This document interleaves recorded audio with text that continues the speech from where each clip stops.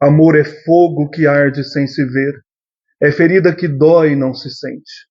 É um contentamento descontente, é dor que desatina sem doer. É um não querer mais que bem querer, é um andar solitário entre a gente. É nunca contentar-se de contente. É um cuidar que ganha em se perder. É querer estar preso por vontade, é servir a quem vence o vencedor, é ter com quem nos mata lealdade. Mas como causar pode seu favor, nos corações humanos amizade, se tão contrário a si é o mesmo amor. Hoje vamos falar do grande poeta português, considerado o Homero lusitano, Luís Vaz de Camões.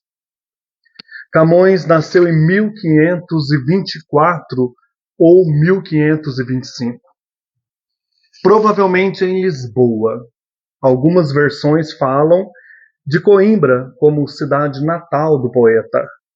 Ele era filho de Simão Vaz de Camões e Ana de Sá Miranda. Quero mostrar uma das imagens mais conhecidas do poeta. Aqui já percebemos Camões como alguém que sofreu tribulações. No caso, ele perdeu uma das vistas, o olho direito, numa batalha. Ele sempre representado usando este tampão nos olhos ou mostrando mesmo que ele não tinha a visão direita. Ele morre em 1580. Afinal, quem foi Camões? Camões foi um homem do seu tempo. Aqui nessa revista Entre Livros, nós temos uma definição interessante, Camões foi um homem do seu tempo, um escritor que assimilou todas as correntes estéticas e filosóficas de sua época: humanismo, classicismo, platonismo, o que pode ser comprovado pelo espelhamento delas em sua obra. Como homem, sentiu-se parte de uma fase de grande expressão em Portugal, o Renascimento. Época de grandes invenções e descobertas.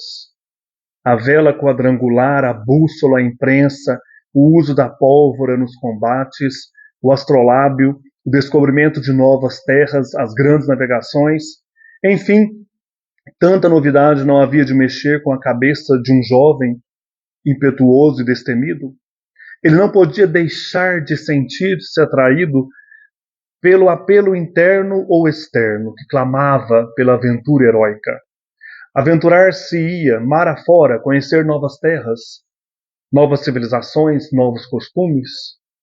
Enfim, entregar-se-á o destino caprichoso e inseguro, recolhendo farto material, o suficiente para a criação da maior epopeia da língua portuguesa, os Lusíadas, obra capaz de fazer frente às maiores criações da época, as grandes narrativas do porte da Divina Comédia de Dante Alighieri, ou apaixonado e distante da mulher amada, rivalizar-se com Petrarca na criação de sua lírica.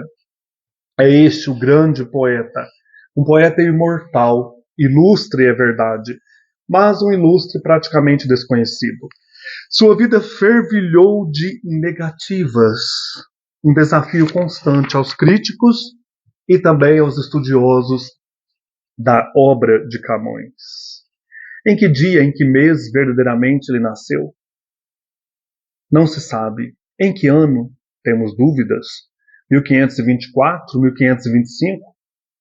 Lisboa teria sido a sua cidade natal, ou Coimbra, ou Santarém, ou Alenquer? E quem é que sabe? E sobre seus pais, sobre a sua infância e a sua vasta cultura, teria mesmo ele frequentado a Universidade de Coimbra? Como a vida de Cervantes, a vida de Camões é uma grande aventura. Contemporâneo dos grandes da época, como Shakespeare, Cervantes, Camões está aqui para nós hoje, mostrando toda a riqueza da sua poesia, da sua vida e obra. Camões nasceu pobre, segundo alguns estudos. Nasceu na miséria. Sua mãe, Ana de Sá Macedo, era uma mulher de sangue nobilíssimo dos fidalgos de Santarém e seu pai, Simão Vaz de Camões, também tinha um ramo nobre na família, os Camões de Évora. O que explica o fato de Camões, embora muito pobre, poder frequentar a corte portuguesa. Camões, por um tempo, vai participar da corte de Dom João III.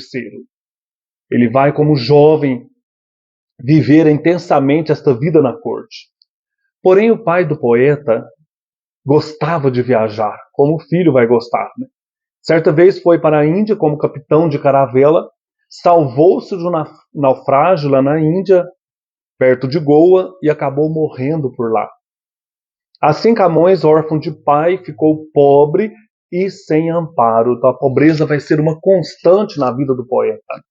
Tem uma passagem interessante que eu acho que era lá na Índia mesmo, ou depois que ele volta, ele ficou 17 anos fora de Portugal.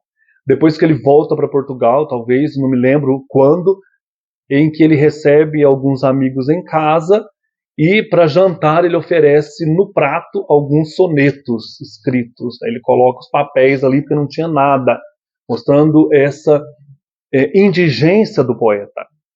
É possível então que ele tenha estudado em Coimbra sob a proteção de um tio dele que era prior do mosteiro de Santa Cruz, o Dom Bento. E ele era irmão de seu pai, esse tio, um homem de muito saber e era chanceler da Universidade de Coimbra. Porque Camões ele demonstra muita erudição, conhecimento dos clássicos, e isso explica a sua notável cultura. Talvez esse tio tenha acolhido Camões lá em Coimbra para estudar. Tinha grande conhecimento de mitologia, de história da pátria, isso aparece principalmente nos Lusíadas, também de história universal, astronomia, ele traz todo o sistema ptolomaico também, de filosofia, nos seus sonetos, na sua lírica, temos a influência de Platão, poesia medieval e clássica. Tudo isso Camões mostra que ele conhece. Deve ter lido Petrarca e Dante e conhecido a literatura greco-latina, que o teriam influenciado a criar uma epopeia, né, tão grande, tão perfeita como os Lusíadas. E as teorias de Platão, que, como eu disse, vão marcar toda a sua lírica. 1542 a 1545 são datas que mostram que ele tenha certamente frequentado a corte em Lisboa, na época de Dom João III, e ele já se tornou aí nesta corte conhecido como poeta. E ele tinha muitos rivais nessa corte. É possível também que ele tenha se apaixonado nessa época por alguma dama da corte, só que, como ele não era nobre no sangue como os outros, ele não podia cortejar alguma dama, mas a paixão vai ser muito forte nele, né?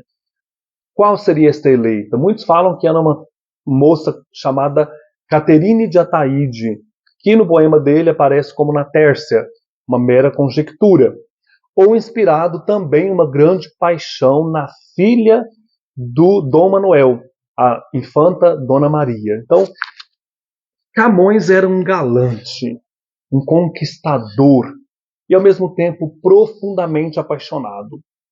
Por ser então de família fidalga, como eu disse, ele não podia conquistar damas das altas pobrezas, das altas nobrezas. Tinha que uma etiqueta própria para isso, e ele vai contentar, como afirma nos seus poemas, só de vê-las ou sofrer por elas. Então é neste período que nós temos a famosa lírica de Camões. No começo eu li aquele soneto bem conhecido, né? Amor é fogo que arde sem se ver, usado aí na música, né? Maravilhoso. E aqui eu tenho a lírica de Camões, que também é desse período, foi recolhido depois, esses textos foram recolhidos, esses poemas, éclogas, canções, elegias, está tudo aqui, odes, tudo aqui, a lírica deste grande poeta. Mas tem outro soneto que ele rivaliza com Shakespeare no soneto, Camões é perfeito, que fala de uma dama que ele amou e morreu jovem. Teria sido nessa época, não sabemos, teria sido uma moça chamada Dinamene, que era uma chinesa que ele se apaixonou e ela morre no naufrágio. Segundo a lenda, ele salva os Lusíadas, os manuscritos, e deixa Dinamene morrer. Não sabemos, mas o poema é muito lindo, o soneto. Diz: alma minha, gentil que te partiste, tão cedo desta vida descontente, repousa lá no céu eternamente, e viva eu cá na terra sempre triste. Se lá no assento etéreo onde subsiste, memória desta vida se consente, não te esqueças daquele amor ardente que já nos olhos meus tão puro viste. E se vires que pode merecer-te alguma coisa a dor que me ficou, da mágoa sem remédio de perder-te, roga a Deus que teus anos encurtou, que tão cedo de cá me leve a ver-te, quão cedo de meus olhos te levou. Então ele sente saudade desta amada, né? Soneto de Camões. Maravilhoso isso aqui, lindo demais. Ele imagina então a amada lá no etéreo, bem próxima de Deus, no céu empíreo, né? E pede que ela interceda junto a Deus por ele, para ele ter a vida encurtada e poder encontrá-la. Tudo isso então mostra uma concepção até ptolomaica, né, do céu, né? Aquela maneira de ver o céu e Deus lá no alto, né? Então nós temos um Camões que é um verdadeiro aventureiro. Numa só vida ele viveu várias vidas e vários amores, reais ou platônicos. Ele foi um amante extremamente sensível, capaz de sofrer até a exaustão pela mulher amada, seja ela a mulher do momento ou a musa de sua vida, e usou toda a experiência vivida para a elaboração de sua lírica e de sua épica. Isso transparece nos poemas de Camões. Em 1549, nós temos o Camões, que participava da corte do Dom João III, partindo para uma missão no exército português. Muito jovem, ele se alistou no exército e teve de deixar a vida de cortesão para participar de uma batalha na África, em Ceuta, lá no Estreito de Gibraltar. E ele, nesse momento, já começa uma vida cheia de ameaças, dura, e numa batalha naval ele vai perder a visão direita, vai ter o olho direito vazado. Essa batalha foi uma batalha terrível lá em Ceuta, em que os portugueses enfrentaram os árabes. Então, muito jovem, o Camões, como soldado, perde o olho direito, né? Perde a visão. Volta a Lisboa ainda neste ano de 1549 e foi cruelmente humilhado na corte por uma dama e foi escarnecido por ela. Ela o chamou, né, zombando da sua deficiência física, de cara sem olhos. Achei isso de uma deselegância terrível, né, com o poeta. Ela ficou esquecida, né, o poeta está aí. A vida do poeta, então, foi um duro combate, ou com a espada ou com a pena. E é interessante a gente já perceber isso em Camões. Ele tinha muitas pessoas que invejavam dele lá nesta corte do Dom João III. Se ele era um homem sedutor e apaixonado por mulheres, era gentil no trato com elas, com os homens ele era bem diferente, ele era o oposto. Então ele gostava de guerrear, ele era arrebatado, impulsivo, e ele tinha um apelido de Trinca Fortes. Trinca Fortes é alguém assim explosivo, né? Qualquer coisa ele já começava a brigar. Então, em 1552, ele se envolveu numa briga com Gonçalo Borges, que era um servidor do Palácio do Rei. Por causa disso, ele foi encarcerado numa casa de detenção, conhecida lá em Lisboa como Tronco de Lisboa. Então já é a primeira prisão de Camões. Depois, no futuro, ele será preso também por dívidas lá na Índia. Depois de 8 meses na prisão, ele recebe o perdão real, e este perdão vai lhe custar um exílio de 17 anos. Então nós temos o Camões preso em 1552 por causa desta briga com um cara lá do palácio, e depois o rei o perdoa, mas ele tem que sair de Portugal. Lembra, eu acho que eu já contei essa história, né, do Cervantes. Também teve que fugir da Espanha porque matou um cara lá e foi acusado de ter assassinado e teria a mão amputada. Então ele teve que fugir para a Itália, né? Foi servir ao cardeal Aquaviva. O Camões foi exilado nas Índias, foi para as Índias. Durante 17 anos ele ficará longe de Portugal. 1553, no ano seguinte, então, ele embarca para o exílio, estabelecendo-se em Goa, nas Índias, onde começa a escrever o seu maravilhoso Os Lusíadas, que é a grande obra do Camões, a obra-prima dele, que infelizmente nas escolas a gente começa a detestar poesia por aqui, né? Por causa das inversões, de ficar estudando a métrica camoniana, em vez de saborear a riqueza do texto, né? Saborear a história, os grandes episódios, né? Os 10 cantos lindos desse poema. E a gente começa a sofrer. Depois você vê que isso aqui é lindo, né? Esse livro é maravilhoso. Isso aqui do Clube de Leitura Clássico, né?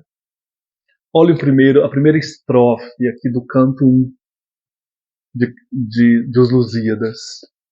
As armas e os barões assinalados, que da ocidental praia lusitana, por mares nunca dantes navegados, passaram ainda além da Taprobana, em perigos e guerras esforçados, mais do que prometia a força humana, e entre gente remota edificaram o novo reino, que tanto sublimaram.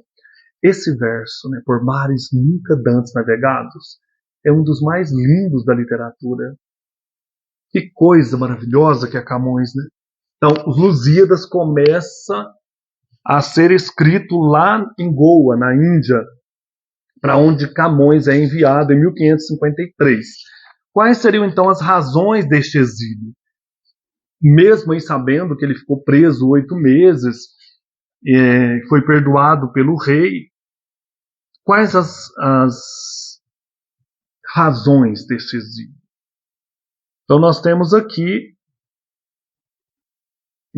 uma das causas podem bem ter sido o ciúme dos cortesãos de Lisboa, que eram invejosos da grande fama do poeta, das suas canções, né, aquela corte em que ele cantava, em que a sua poesia era exaltada. E mais do que nunca, desejosos de afastá-lo de Portugal, eliminando assim um rival incômodo. Poderia muito bem ser isso, né? Porque existiam vários poetas. Camões era um dos que mais se destacava na corte. A sua poesia era cantada, ele era elogiado, né?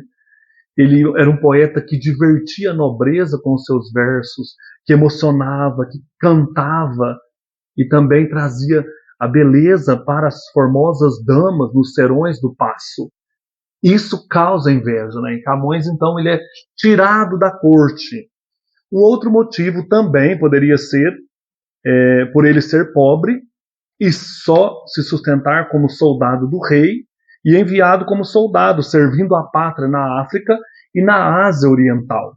Então nós podemos ver isso também. Eu tenho essa biografia aqui do José Hermano Saraiva, Vida Ignorada de Camões. Gente, isso aqui é maravilhoso. Então, no começo aqui, ele vai dizer que nós temos algumas certezas sobre Camões. Olha, documentos autênticos sobre a vida de Camões, documentos originais e indiscutidos, daqueles que ninguém põe em dúvida, sabe-se de 7. Só temos 7 documentos que falam indiscutivelmente sobre Camões, que são assim, documentos fidedignos, né? O primeiro, o perdão do rei pela cutilada na cabeça de um empregado do Paço, no dia do Corpo de Deus, de 1552, que é aquilo que eu já falei, essa briga com um cara do palácio, que foi no dia de Corpus Christi, 1552.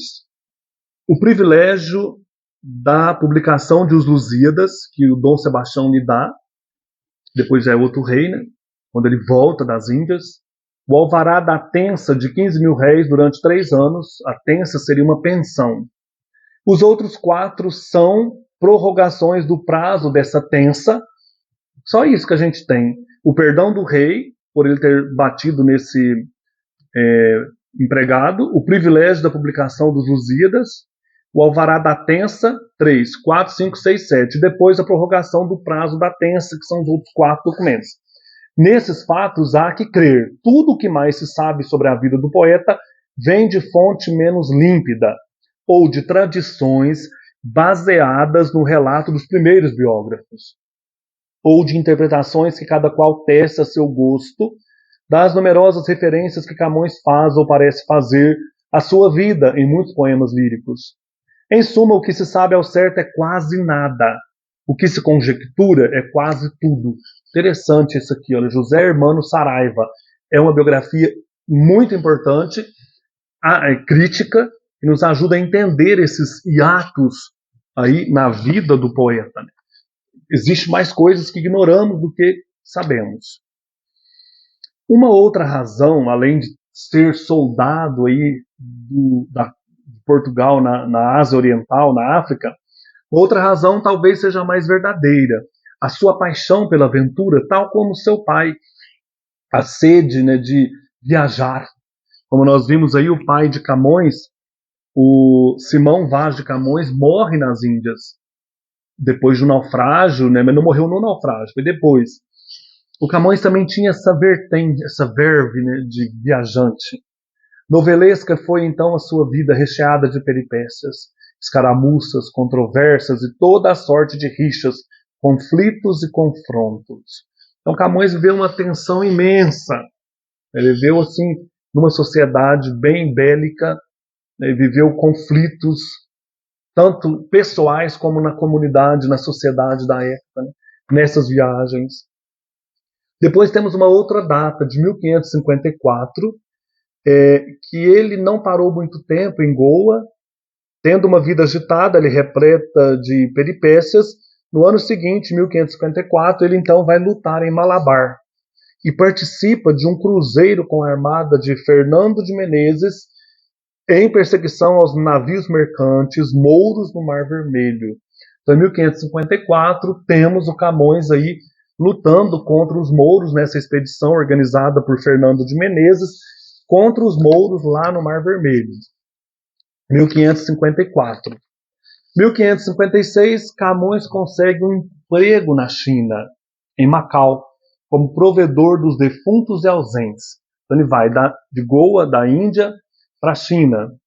Entre as viagens, ao tomar contato com vários povos, várias culturas e novos costumes estranhos e exóticos, ele começa então a escrever os Lusíadas, né, a dar forma ao poema, porque ele vai encontrando toda essa riqueza, todo esse mundo diferente aí do Portugal, né, nessas regiões exóticas orientais, sendo muitos versos de sua epopeia frutos das suas observações entre dias de luta e de navegação. Tudo aquilo que ele vê, né, nesse mundo novo para ele.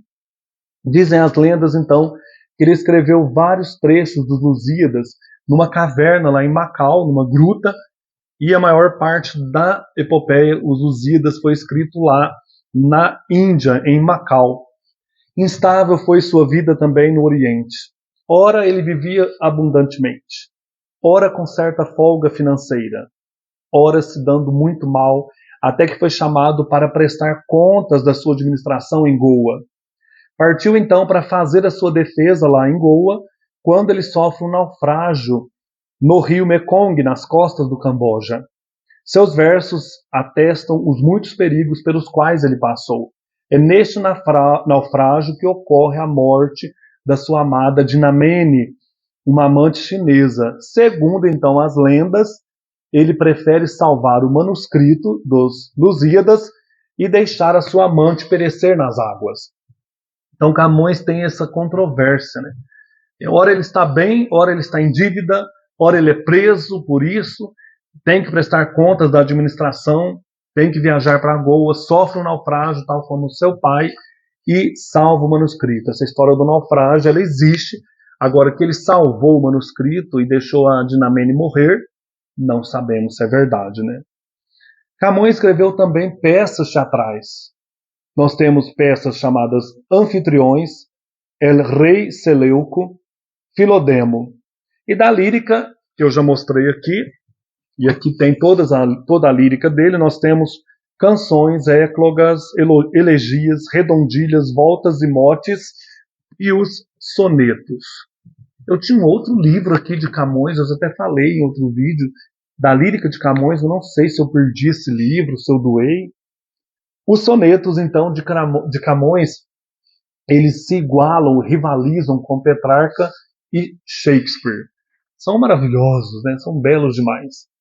1566 ele chega à Índia e é preso por dívidas não pagas. Então ele vai prestar contas da sua administração em 1556 e depois nós temos um hiato aí de 10 anos. Não sabemos o que aconteceu, mas de repente em 1566 ele aparece de novo aí na Índia, prestando contas pela sua administração, é preso por dívidas, mas o vice-rei de lá, Conde de Redondo, o toma como seu protegido. Esse Conde de Redondo vai proteger o Camões. 1567, Camões parte para a África numa comitiva do novo governador de Sofala, em Moçambique. Lá ele vivia tão pobre que só consegue alimentar-se à custa dos amigos. Então tem a história que ele leva um escravo chamado Antônio, depois que ele volta para Portugal. E é esse escravo que vai ajudá-lo, vai pedir esmola para ele lá em Portugal depois que ele volta, mas ele já passava penúria na África, em Moçambique. É que o poeta fora até Moçambique devido às promessas de um certo capitão Pero Barreto, que mal deixaram a Índia, reteve Camões preso, cobrando-lhe grande quantia. Então, como eu falei, ele era sempre perseguido. Ele devia muitas coisas, não conseguia pagar, era preso. Esse Pero Barreto o reteve preso lá em Moçambique, e os amigos que ele tinha se reuniram, pagaram a dívida e conseguiram comprar uma passagem para Camões retornar a Portugal. Então é aí que depois de 17 anos ele retorna, né? Em 1569, com a ajuda dos amigos, ele retorna para Portugal, depois de sofrer tantos infortúnios, tantos imprevistos.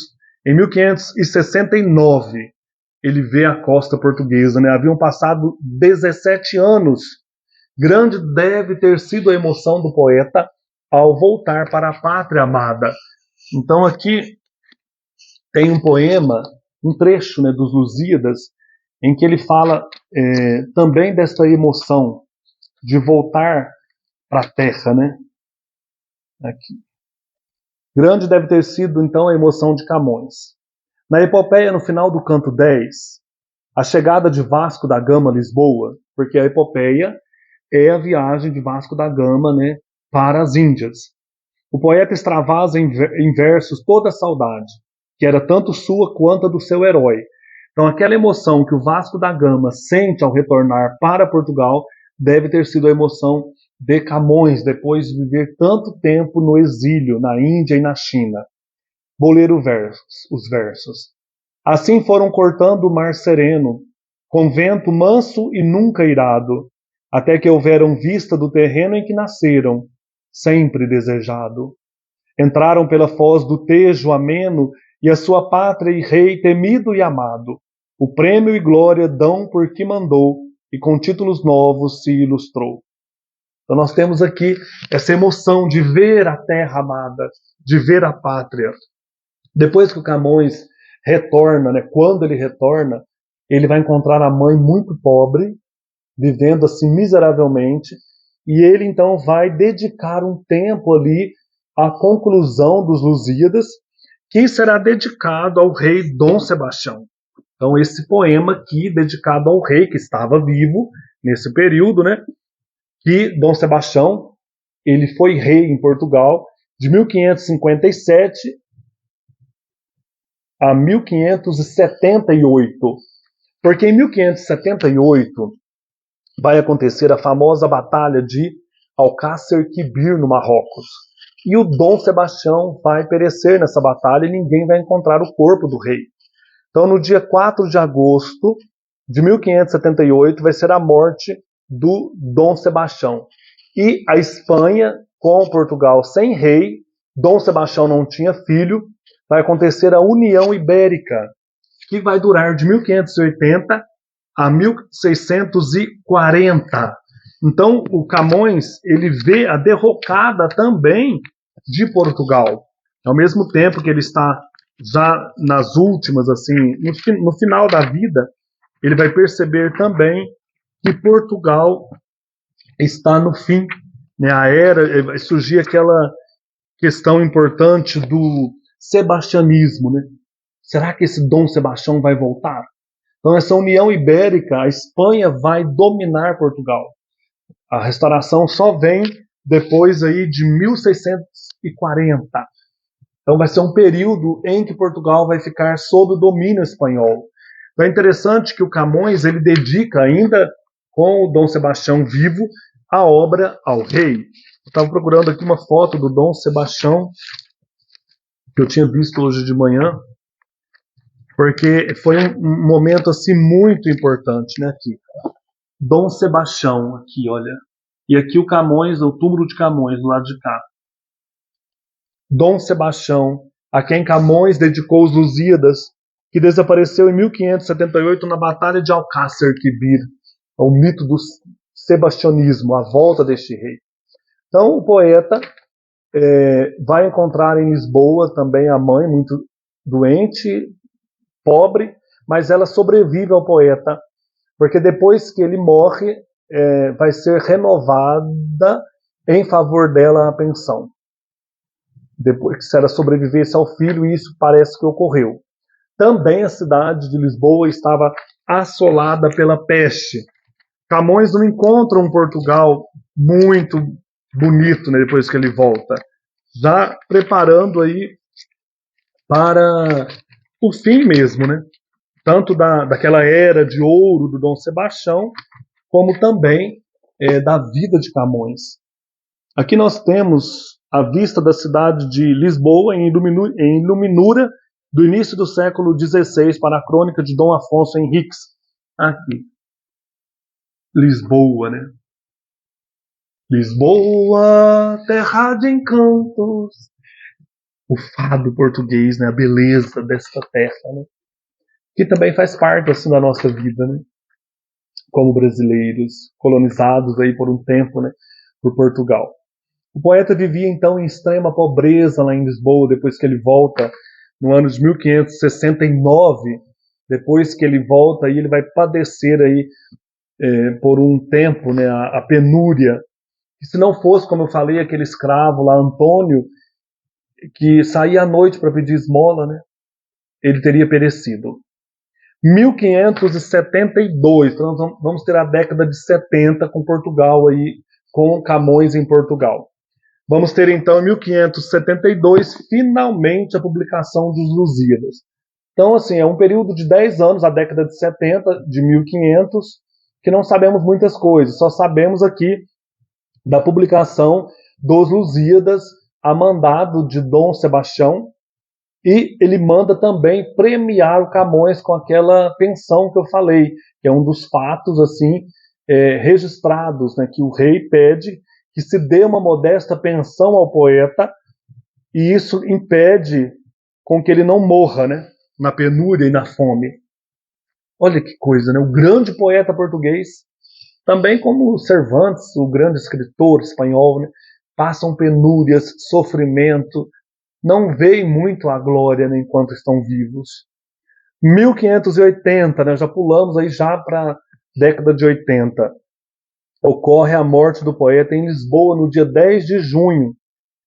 E é aquilo que eu disse, né, no mesmo ano o Portugal vai passar ao domínio espanhol, que é esse período aí em que o rei Dom Sebastião tinha morrido em 1578. 1580, então, começa a União Ibérica. A Espanha domina Portugal até 1640. 1595, nós temos a publicação póstuma das Rimas, que reúne, então, toda a lírica de Camões, né? As rimas publicadas aí no ano 1595. Essa é a vida do grande poeta português, um dos mais famosos, né, mais importantes da literatura portuguesa e universal, né? Camões é maravilhoso. Eu quero finalizar a vida deste poeta e a obra com um soneto que fala de Jacó, um homem bíblico, filho de Isaac. Ele sai da Palestina em busca de uma amada lá na Mesopotâmia. Então ele vai encontrar o Labão, que era pai de duas mulheres muito lindas, Raquel e Lia. E o Jacó se apaixona por Raquel e vai trabalhar 7 anos para o Labão para conseguir casar-se com Raquel. Só que no dia do casamento, o Labão, enganando Jacó, dá Lia por esposa, né? No leito nupcial, à noite, coloca um véu na filha e ele desposa a Lia pensando que é Raquel. Na manhã seguinte, ele vê que tinha sido enganado por Labão. Está em Gênesis 29. Aí ele começa a servir mais 7 anos para ganhar o amor de Raquel, que será a sua esposa preferida, né? Mãe de José e Benjamim. E é interessante demais como que Camões cria um soneto belíssimo sobre esse episódio bíblico. 7 anos de pastor, Jacó servia Labão, pai de Raquel, serrana bela, mas não servia ao pai, servia a ela, e a ela só por prêmio pretendia. Os dias, na esperança de um só dia, passava contentando-se com vê-la, porém o pai, usando de cautela, em lugar de Raquel lhe dava Lia. Vendo o triste pastor que com enganos lhe fora assim negada a sua pastora, como se a não tivesse merecida, começa de servir outros 7 anos, dizendo, mais servira, se não fora para tão longo amor, tão curta a vida. Lindo demais. Muito bonito, né? Se não fora para tão longo amor, tão curta a vida. Trabalhou tanto, né, por Raquel. É isso. Um abraço e até mais.